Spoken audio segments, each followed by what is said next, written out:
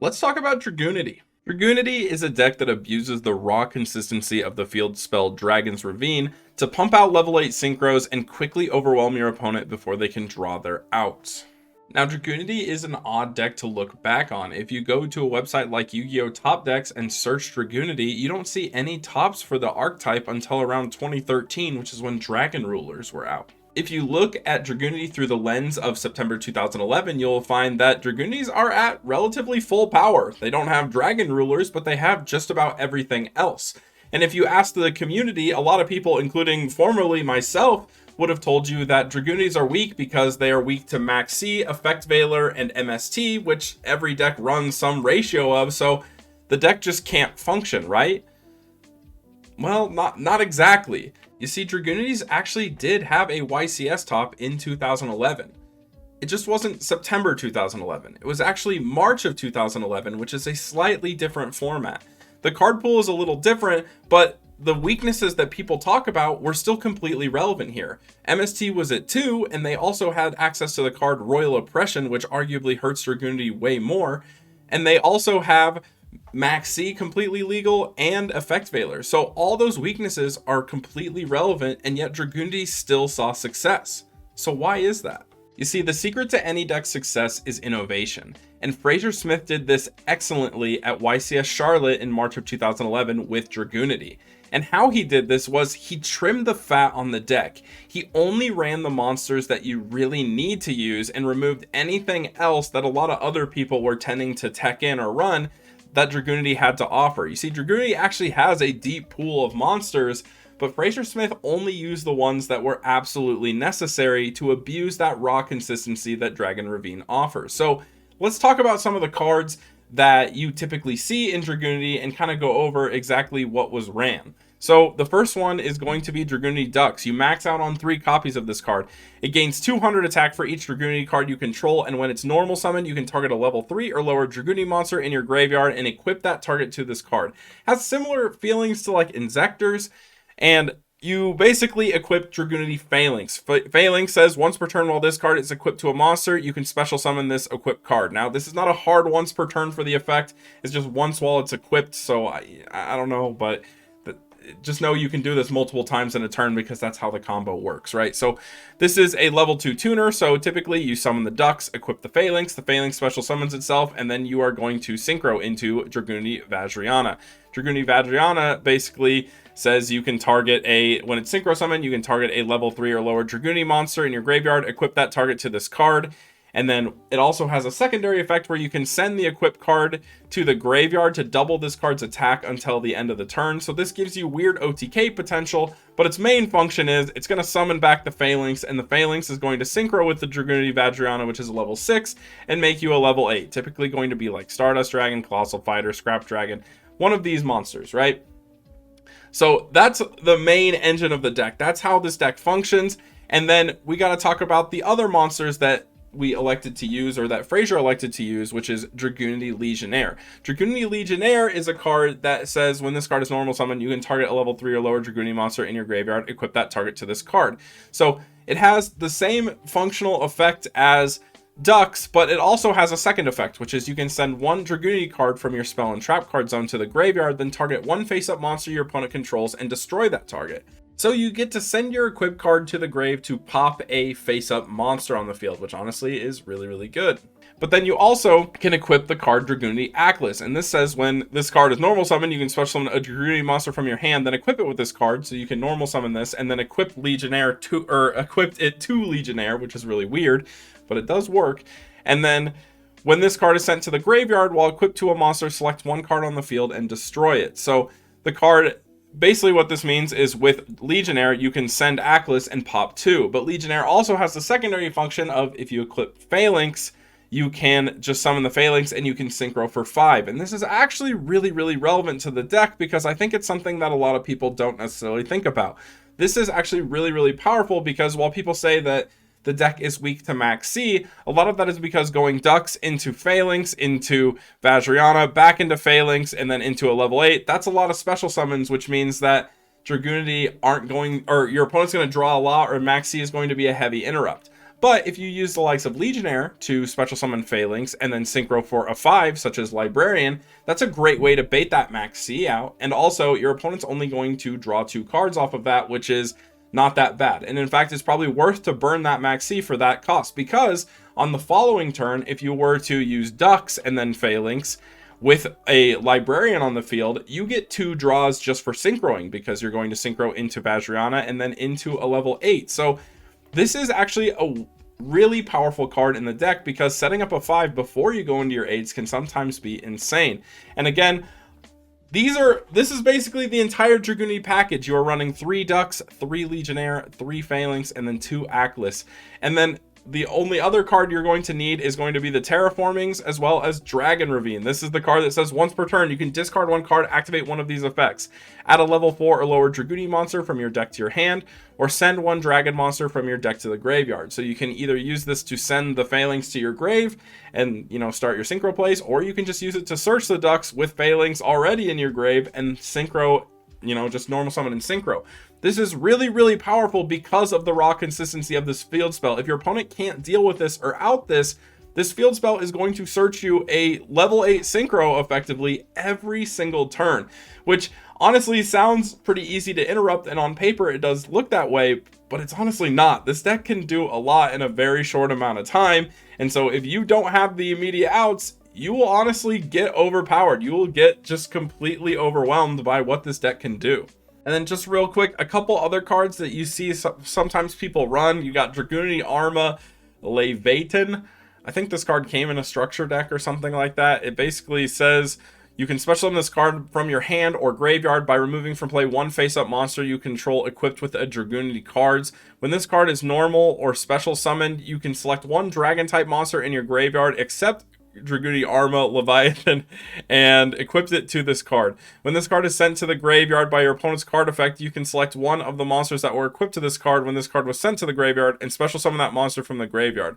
So it's like a 2600 beater. It has like somewhat of a good effect, but again, it really just doesn't do or function in the way Dragunity wants to. So this was a card that Frasier Smith opted not to run and trim the fat. Going along this, we also have Dragunity Arma Miscelatane, I don't know how to pronounce it, and I'm sorry, but you can special summon this card from your hand by sending 1 face-up Dragunity monster you control to the graveyard. When this card is normal or special summoned, you can select 1 dragon-type Dragunity monster in your graveyard and equip it to this card. So this basically is just a free 2100 beater that can be summoned. You can basically send, like, normal summon a Ducks and then equip Phalanx, send the Phalanx, and then special summon this guy, and then just get the Phalanx back anyway. So he's like a pseudo extender. He's also level 6, so you can synchro with him. I think the coolest play you could make with this card is you could normal summon the Ducks, equip the Ackless, and then send the Ackless to the grave to special summon this card, which would let you pop a card on the field. And then you could equip a Phalanx from your grave, so then you could go for the synchro play. So you could maybe use this to out a back row and also extend your plays a bit, which is kind of cool, but it requires a full graveyard setup, and again, I just don't really think it's very necessary. And honestly, that's about it for the other spicy tech cards you typically see in Dragunity. There's a few other archetype cards, but like I said, Dragon's Ravine really lets you cut the monster count down, which I think is what makes this deck so powerful. So now let's talk about the pros and cons of playing Dragunity. And the first pro that I need to talk about and highlight is one I've already been mentioning. The deck is hyper consistent, and that basically is because of the fact you got access to triple terraforming, triple Dragon's Ravine, even things like Cards of Consonance, which can send either Phalanx or Ackless to the grave to draw 2. All of these cards can get your engine online, and that's super powerful because, like I said, as soon as you get it going, you're gonna be going, which is also another perk I mentioned, which is it is very snowbally. This deck is so strong when it starts moving. Like, if your opponent isn't interrupting you every turn, as soon as you start rolling, you are going to start winning the game, which basically that means as soon as you get a Stardust on field to protect everything else you do, then once you get Stardust Scrap Dragon, the game's likely over, because you can even take it a bit further, go for something like Trident Dragon and just OTK your opponent, which is honestly crazy. And then lastly, the other thing that makes this deck so powerful is it is so incredibly easy to play. This deck requires the cognitive function of a jelly bean to be piloted. I mean, you've heard of helmet decks before. This is about as helmet as you get. Every turn you do the same thing. You pitch the worst card in your hand to search the best card in your deck. And that is so easy to do. So that's why I think this deck is really strong. Doesn't take a lot of thought, and honestly is pretty difficult to mess up.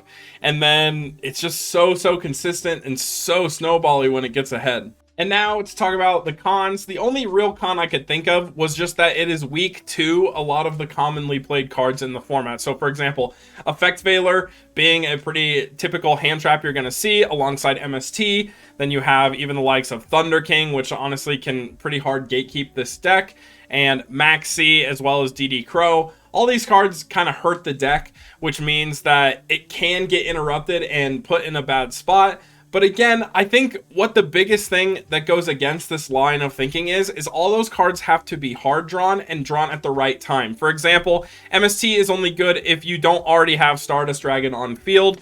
And same thing goes with Veiler. If you draw the Veiler after a combo resolves, something like that, then they don't really do anything in response to dealing with your board. So basically, all Dragunity has to do is slip through the cracks one time and stick a Stardust Dragon, and the deck can just pop off. So that's where I think a lot of the strength is there, because you're basically searching the best card in your deck to make a level 8, to make the Stardust Dragon, while your opponent is constantly having to hard draw the perfect out to your given situation the entire game. So yes, it's weak to a lot of cards, but there's also a lot of ways to play around it. Even with the likes of Thunder King, this is why this deck is such a heavy back row deck, running things like Dimensional Prison, Warning, even Torrential, Mirror Force.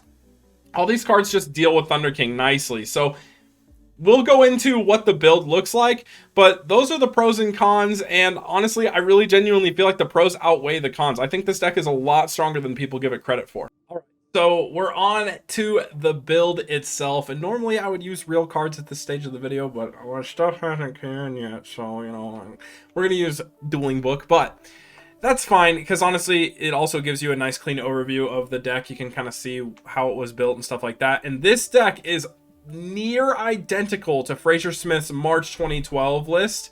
There's just a couple changes to basically fit the ban list. The first one is Trunade was legal in March and Heavy Storm wasn't, and you know, those two swapped, so Trunade became illegal, Heavy Storm became legal. So this card replaces Trunade. And then also Royal Oppression was legal in March of 2011 and is not legal in September 2011, thank God. So we have Vanity's Emptiness replacing it. But honestly, I mean, if I were to optimize this list, I probably would cut this card. I would probably put it for something else, because again, we already acknowledged that this deck's kind of weak to MST, and people are going to be siding those in against you. So I feel like this card loses a lot of value, especially in game 2 and 3. It can be good in game 1 if you stick like a big boy and then flip this. It could be strong, but you know, it's not my favorite card, that's for sure.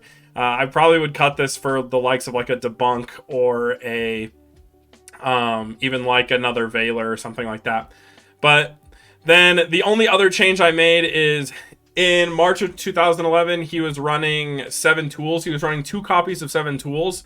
And I think that was mostly because of a lot of people are playing like Gravekeepers and trap heavy builds, so that was like a common side card to deal with like your opponent's warnings and stuff like that. But now that we're in September 2011, I just feel like Dark Bribe is better. It also helps deal with the MST. If they like try to MST you on the activation of Dragon's Ravine, you can Dark Bribe and stop it, which I think is pretty strong. And then this, like I said, he was on 2 7 tools, but he wasn't on Mind Control, and I just feel like this is the best card in Tengu Plant format, which is why I decided to cut one of the Dark Bribes or 7 tools, so to speak, for a Mind Control. You could theoretically also run 2 Dark Bribe and cut the Emptiness as well. That all seems fine to me. But let's try to break down and analyze this deck a bit more. So looking at the monster count, like I said, you only have what you need, right? You only have the 3 Ducks, 3 Legionnaire, 3 Phalanx, 2 Ackless, and then there's 2 Veiler, just for the hand traps. And I mean, I'm a fan of 3 Veiler, especially in a format where Trishula is relevant. So I think Effect Veiler at 3 might be better, just because I feel like Trishula hurts this deck almost more than anything else. But this is really nice, because this kind of gives you that hero effect, right? Where you because you have so many searches for your monsters, you don't really need to run a heavy monster count, which means you're rarely going to brick on a lot of monsters, and you can focus your deck way more on back row, which is actually a lot stronger. Because also, at any point, if any of the cards you draw are dead, like if you draw too many terraformings, this is the only deck that just doesn't care about that. Like, Dragon's Ravine can pitch the extra copy of terraforming you're stuck with. Can you even pitch, like, you know, traps you don't need or whatever? You can pitch any of those cards and just search a better card, which is what makes this deck so nice. Like I said, pitch the worst card in your hand for the best card in your hand. So super small monster count. We go on to the spells. There's the Avarice, the single duality. I think Frasier did actually run a single duality in his build. I think the main reason for this is you don't really want to see it at most stages of the game, but if you're desperately searching for Ravine, you can't find it, this would help you get there. So this honestly is likely a side out in Game 2. Then, of course, we have Mind Control. Book of Moon, this is an out to Thunder King, which I think is obviously really good. Heavy Storm, just for the blowout of heavy storming and then setting up a level 8 synchro is really good. Monster Reborn, you know, these don't need explanation. MSC to deal with back row. Cards of Consonance. This card is really, really good in this deck compared to others because of the fact that you can Dragon Ravine, pitch a card, and then search the Phalanx, and then use Cards of Consonance. So, because you can search the Dragunity card, which is a target for Cards of Consonance, this card gets a lot better. And if the card is dead, and you don't want to use it, you can just pitch it for Dragon's Ravine to search a better card, which is, again, really, really strong. And then, of course, you just have so much access. You have, you know, 6 cards that are going to basically be Dragon's Ravine through the likes of triple Terraforming, triple Dragon Ravine. Then we move on to the traps, and this deck is actually very trap heavy for the exact reason of, one, dealing with Thunder King, but also it really slows the pacing of the game down. Like, your normal summons are going to be 10 times more efficient than your opponent's normal summons if you know, get it off. Like, if you get just a 1-card level 8 synchro and you just have back row to protect it and protect your turns when you get interrupted, then getting interrupted really doesn't feel all that bad. You know, you get hit with a maxi, you pause, you set a D prison, you stall them out another turn, and then, hey, you just do the same play again next turn when they don't have the maxi, right? So that's where a lot of the strength comes from, and that's why this deck is so back row heavy. Which is why, like, I think this is really, really good. You know, you got the double D prison, 2 Solemn Warning, Solemn Judgment, a single Dark Bribe, Torrential, Vanities, Mirror Force, and Trap Dust Shoot. So we have quite a few outs to the main deck Thunder King. And, you know, just a lot of different options on how you want to play the game. You really can take this as slow as possible because, again, as soon as you stick your big monster, you're probably in a winning position and likely able to continue winning. The other nice thing is, you know, something I talked about with MSC being a good card against the deck because you can MSC the Dragon's Ravine when you pitch for cost. If you already have Ducks or if you already have Phalanx engraved, if your engine's already established and you have any of these monsters, then you don't necessarily need the Dragon's Ravine anymore, right? So there's a world where they space this or they side in heavy space for this, but then they don't have the out for the actual normal summon of the monster if you hard draw it. So that's another unique instance of where this deck can be really, really strong to play around the cards that typically counter it. I would say the most harmful card to this deck is going to be like DD Crow, because that actually just banishes the target in response to the effect activation, which I think is pretty rough, you know. But yeah, looking at the side deck, we've got triple Maxi, makes sense going against Plants or something. Double Thunder King, this is if you're going first against a synchro heavy deck. You can, you know, kind of set up your grave and then just summon a Thunder King. Put your opponent in an awkward spot. This also is a really good standalone card if you don't see the Dragon Ravine terraforming or something. You can just, you know, if it's on the board, you're winning, and if it's off the board, then you get to play your other cards, which is fine. Third MST, double Cyber Dragon just for the Karakuri matchup. Extra deck space is weirdly tight in this deck, so the Chimera Tech's on the side. DD Crow, just, you know, as another card you can pitch if it's dead, but also really, really good when it's not. So I like hand traps a lot in this deck because you can hold on to them as long as you need to, and then you can pitch them.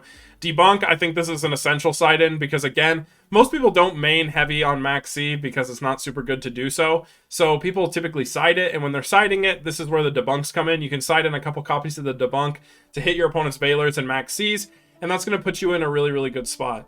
Also, you do get to summon a decent chunk of monsters off of, like, you can do something where you go Ducks into Phalanx, and then some of the Phalanx you can leeching, so you get 2 monsters that are big, or you can even go for, like, Vajrayana, doubling its attack plus leeching the light, which is kind of crazy. So this is the side deck.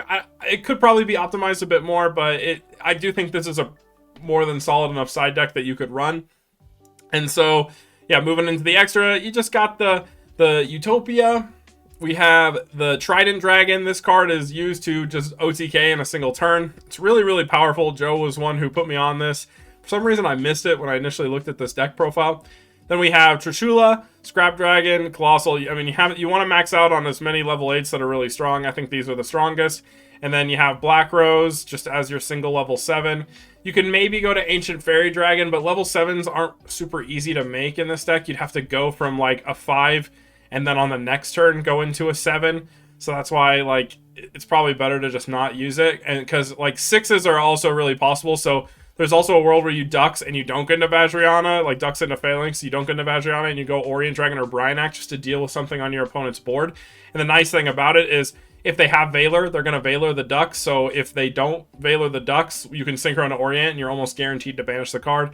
You need 3 copies of Vajrayana for the level 8 combo. And then Librarian and Catasaur, just the 2 best level 5s. And again, Librarian's really, really strong for the sole purpose of it lets you draw like on your next level 8 play. So you make the Librarian, then on the next turn you go Vajrayana into Stardust. You're drawing 2 cards and getting a level 8. It's honestly insane. So yeah, that's the main deck. Honestly, this could be optimized a bit more, but this is almost card for card Frasier Smith's list from March of 2011, and I think it honestly transfers really well to September 2011. And I think, honestly, his approach to this deck was brilliant. I think this is super optimized deck building at a time where optimized deck building wasn't super common, but I honestly would praise this list. I think Frasier Smith had a brilliant concept with it. Again, with low monster count, heavy back row, and then just abusing that raw consistency to take wins. And again, I think this deck is just as viable as it was in March of 2011. I think this deck is very, very strong. So now we're just going to get into some of the basic combos of the deck. The first one is just going to be normal summoning Dragunity Ducks, activating the effect to equip Phalanx. Phalanx effect will then activate, which will allow it to special summon itself. You then can Synchro into Vajrayana. Vajrayana's effect is going to trigger, which is going to equip Phalanx yet again, and then you use Phalanx effect again to special summon itself, which is going to allow you to Synchro for a grand total of 8 into your Stardust Dragon. So that's combo number 1. Very simple. I mean, that's how the deck functions, but if you didn't know how it worked, I figured this would be helpful. Combo number 2 is actually kind of interesting, and it's one that I think a lot of people don't think about. So this one is you normal summon the ducks, and let's say your opponent has a big monster on the field that you need to get over, and maybe they're low life, right? So you normal summon the ducks, you activate the effect to equip the Phalanx.